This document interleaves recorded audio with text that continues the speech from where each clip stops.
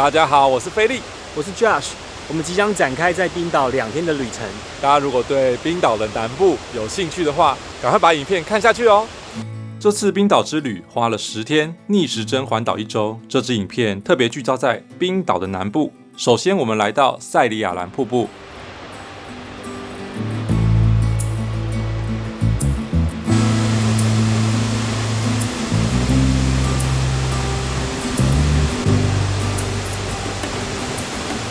刚前面这一团啊，他们在假装轮流拍照，然后结果就是一直在塞那个求婚桥段。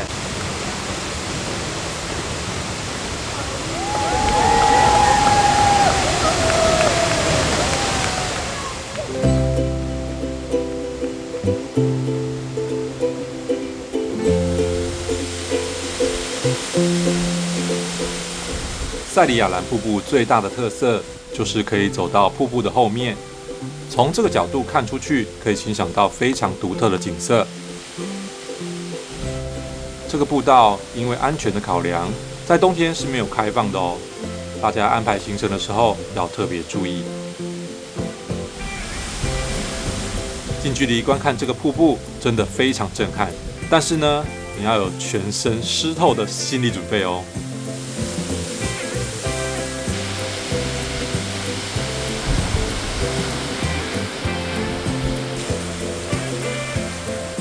这里还有一个拍照非常漂亮的瀑布，它隐身在岩壁里面，需要稍微涉水走几步路。真要排队等拍照。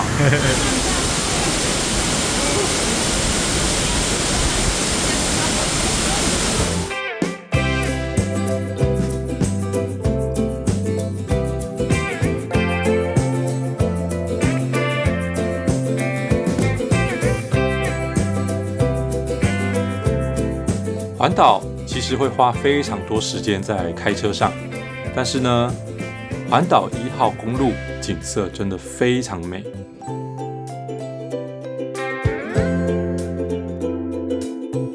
有随处可见的瀑布，还有很多可爱的冰岛马。我们一路继续开 ，Josh 突然看到路边有个非常奇特的景象。我们立刻掉头，这上面挂了满满的 bra。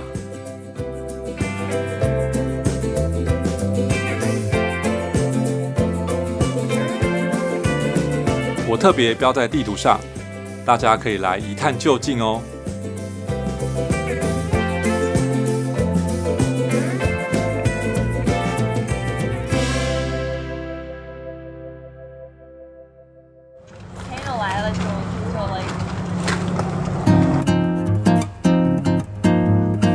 接下来介绍这家 Fixie Bakery。我们原本是想随意找个地方休息，却意外找到这家很厉害的咖啡厅。店内还蛮宽敞的哦，而且可以挑选的品项非常多。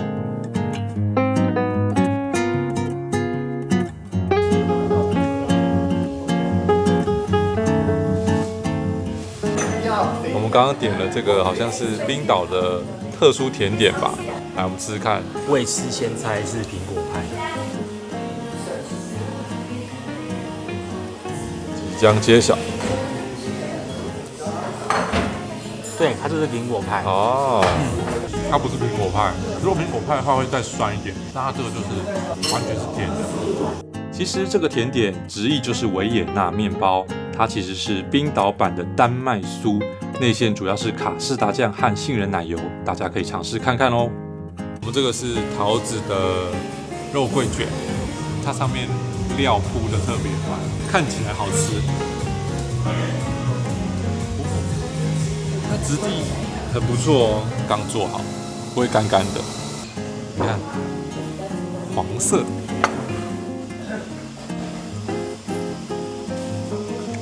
好吃，桃子是吃得到酸味的，非常新鲜，果酸味很重。非常推荐大家，如果1号公路开车开累了，可可以来这边休息一下哦。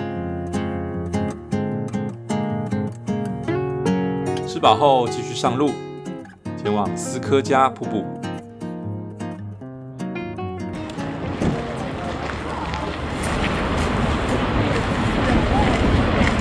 来这边之前啊，我有上网查过资料，不要太早来。前面那个啊，就是太阳在东边升起嘛，太阳会照到那个崖，影子会盖住瀑布，就比较不会有漂亮的照片，就会丑丑的。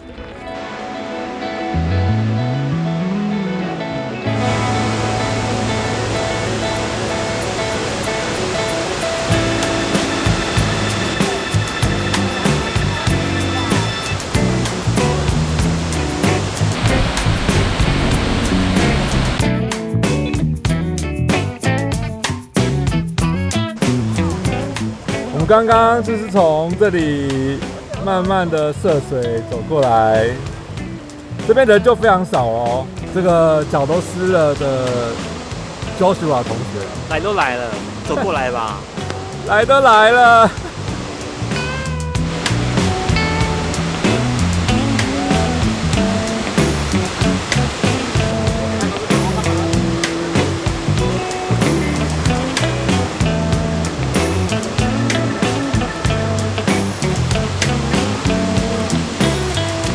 就过河吧，湿了没差。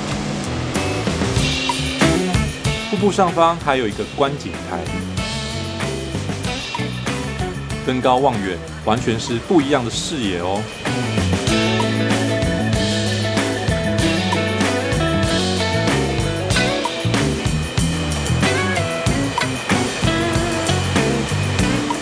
会是彩虹瀑布，只要有阳光，一定看得到。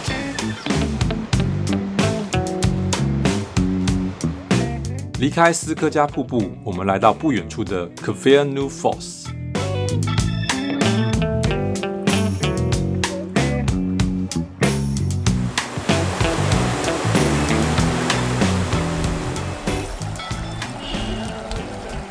超好喝，甜的，这水是甜的，停不下来。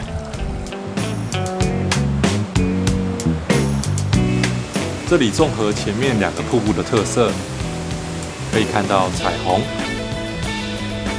也可以走到瀑布的后方。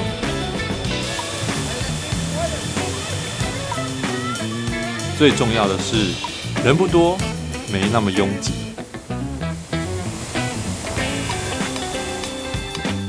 要离开的时候，刚好遇到杨妹妹过马路。圆滚滚的，超级可爱的，引起大家围观。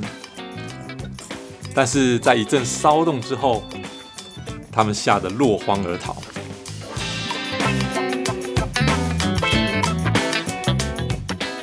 接下来，在下午2点45分，我们到了索尔黑马冰川。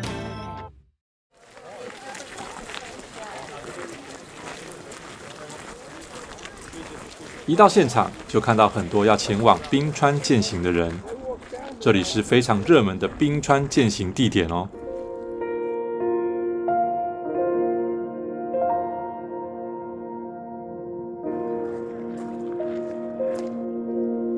冰川健行看起来很有趣，可惜我们时间不够，只好放弃。索尔黑马冰川虽然只是大冰原的一小角，但景观还是非常震撼。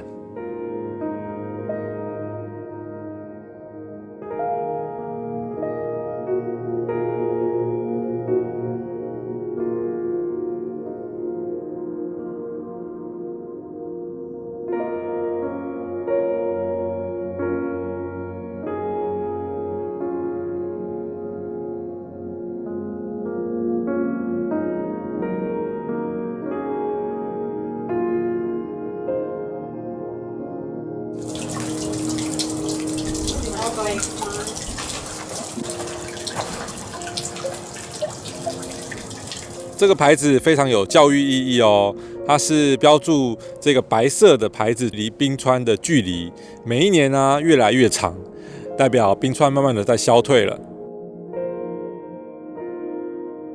前往黑沙滩之前，我们来到迪霍拉里半岛。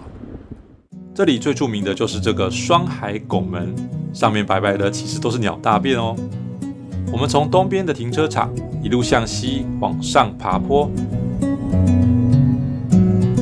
山顶有一座漂亮的灯塔。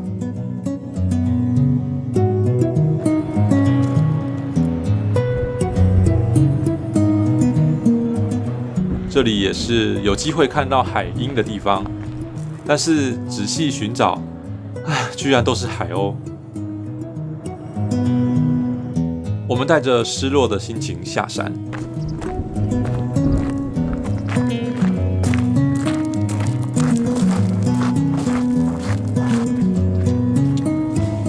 楼梯的状况不是很好，爬上来还没感觉。对，在哀嚎，膝盖在哀。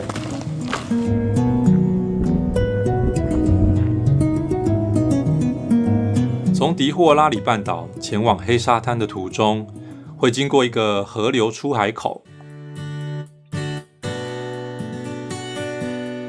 从上方看起来就像树根的结构，盘根错节。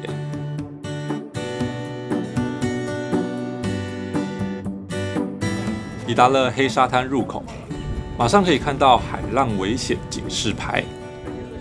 今天亮的是黄灯。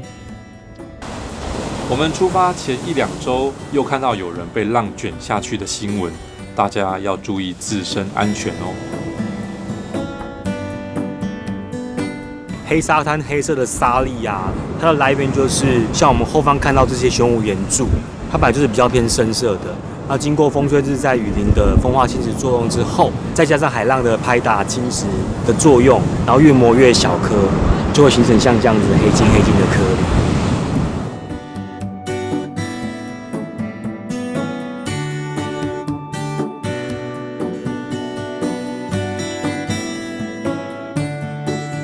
拍完美照，正准备离开，现场突然一阵骚动。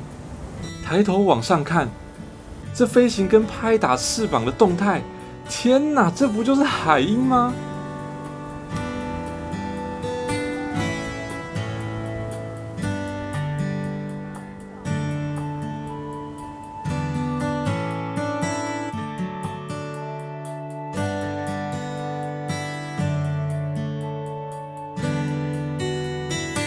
虽然刚刚在迪霍拉里半岛很失望，但也因为有先去那里，我们才能刚好在对的时间看到海鹰。Lucky！ 眼前看到的是维克小镇的教堂，它位于一个展望很好的山坡上。夕阳很美，但其实已经是晚上9点喽。稍作停留之后，我们就前往住宿旅馆。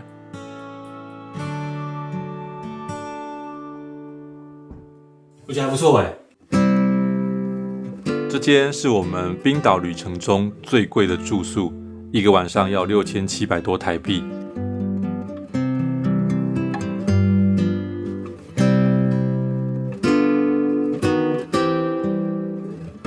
这个住宿是有含早餐的哦。供应时间是7到9点，用餐环境很棒。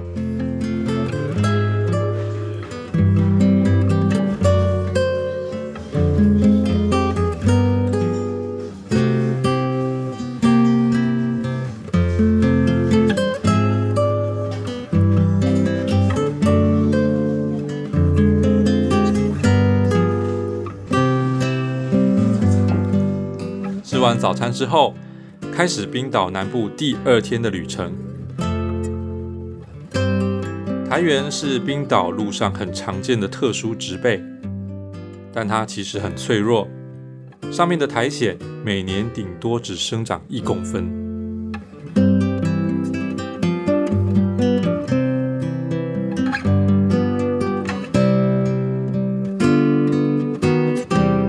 接下来，我们前往羽毛河峡谷。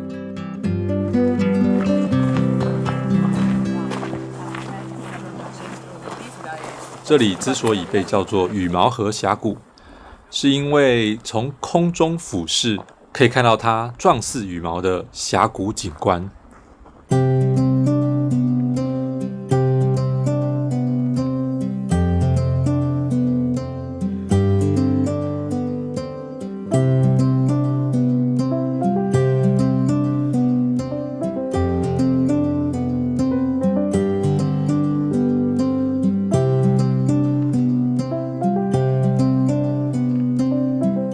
即使无法从空中角度看到全貌，沿着步道走也有观景台，可以欣赏陡峭的峡谷地形，还有瀑布跟湛蓝清澈的河水。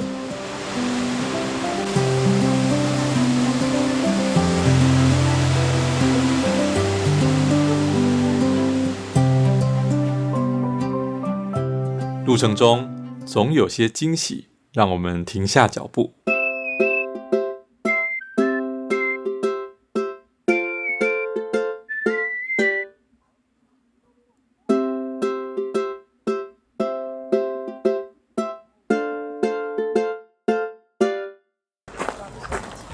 对啊，现在要去这个斯瓦蒂瀑布。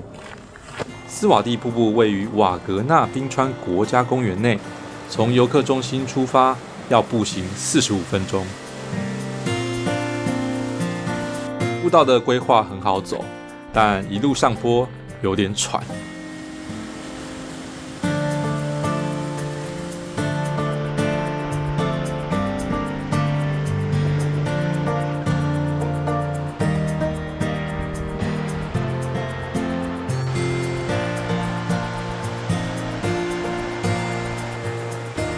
斯瓦蒂瀑布真的很美，是冰岛有名的10大瀑布之一。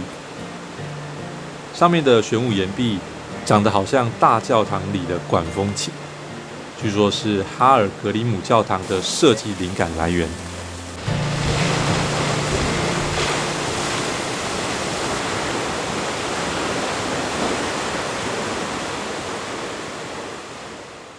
我们继续沿着1号公路前进，前往今天的重头戏杰古沙龙冰河湖。途中顺停2个不容错过的景点：斯维纳菲尔冰川，还有菲亚尔沙龙冰河湖。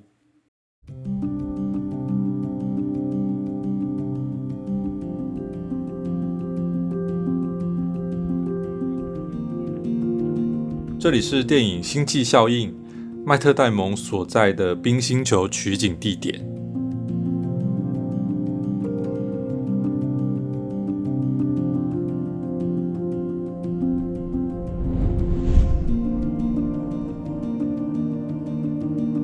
很希望可以拍到跟电影一样的视角，但再往前就是国家公园的范围，可能会有违规的风险，我们还是远远的欣赏吧。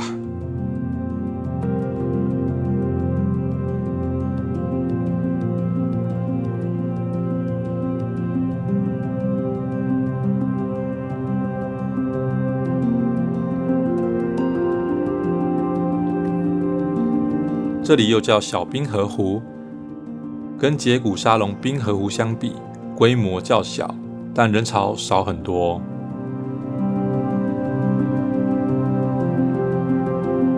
湖面上的小艇在冰川前方显得非常渺小。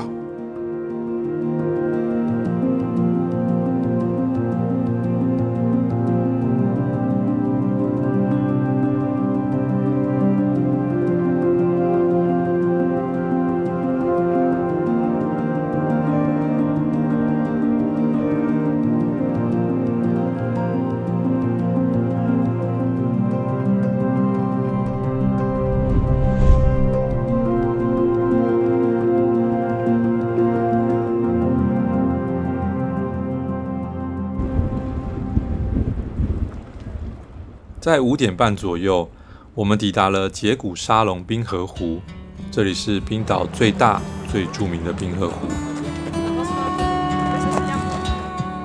待会就要参加冰河湖游船体验，我们是提前在官网上购买，一个人大约1700台币。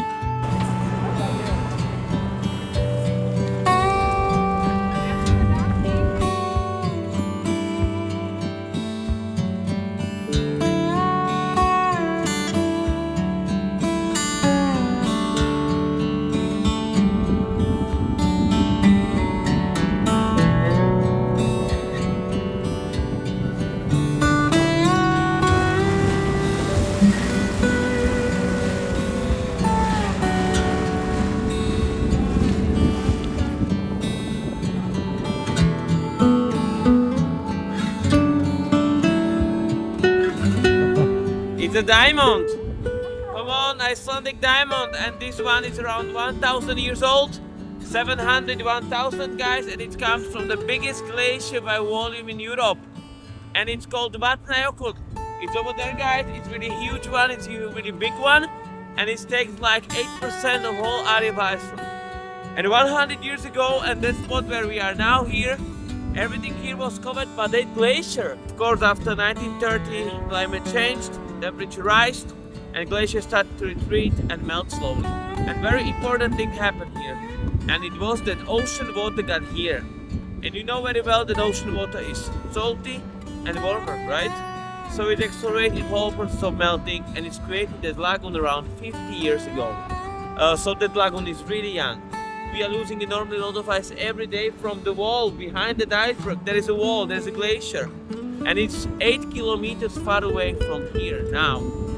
When I come here for first time 6 years ago, distance was only 5 kilometers. We already lost 3 kilometers of glacier, and we're losing every day around 1 meter per day. They break off, it's called calving, and they're coming here, but how? Of course, look, by wind. Wind push them. And also every 6 hours we have here high tide and low tide, okay? So water come in and out, and then movement of water brings them here, and they stuck in front of the bridge, and they wait until they're gonna be smaller. And when they are small, they can leave lagoon, and that's why we're getting diamond beach. And don't think it takes a long time. From the moment when they break off until they're gonna leave, it takes like a few weeks. And what you see, guys, is only 10%. 90% of each are under the water, okay? So we can see a little bit under the water is bigger part. And maybe you can ask about the colors, right? Why they are so blue? Why they are white? Why they are black? But the answer is really easy. We come here every morning and we color them. We have a lot of tourists. They complain about their selfies that they are pouring white. You know, they write bad reviews. So we had to upgrade it a little bit. But anyway, guys, everything is just play of light. You know that light is a spectrum of colors. Imagine rainbow. And everything around you absorb and reflect some colors. Ice absorb all colors from light except the blue. It reflects blue color. That's why icebergs are blue. Okay? They reflect the blue colors from light. They're white because when they stuck longer at one spot, sunlight cracks the surface, makes a lot of crystals on the top. So result of that is white color. And the black color, why they are black? Lava, volcanic ash, guys. Look at the glacier. You see that black spots over there, black lines on the glacier? Each of them is different eruptions of the past. And also, guys, we have here a lot of seals. They love it to be here. I think that you will see them next to the bridge, okay? Because now it's windy. They don't want to show them up so much in that area. But they are happy here because they have a lot of food from tourists. A lot of hot dogs, burgers, pizzas. Of course, no. This is not the zoo. This is nature. And they have a lot of fish here, okay? A lot of herrings, codfish, salmon, trout. That's why they are here. About the depth, that lagoon is really deep. We have here the deepest point in Iceland, guys, and it's 260 meters. So it's really, really deep lagoon, okay? 根据这几天在冰岛的经验，大约晚上7点之后，会进入时间非常长、非常美的夕阳黄金时刻。我们特别等到这个时候，再来重新感受一下不一样的氛围。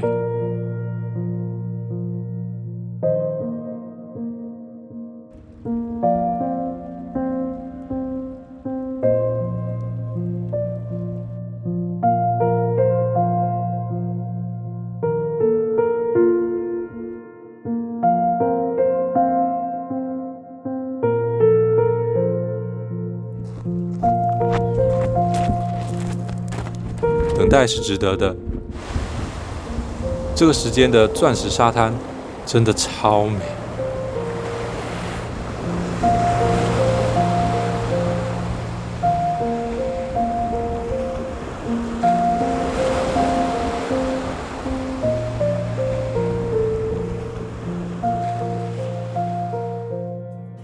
2天的路程，我们稍微算了一下，总共开了420公里。影片中的景点我都有标注时间，给大家作为距离上的参考咯。以上就是我们2天在冰岛南部的所有行程。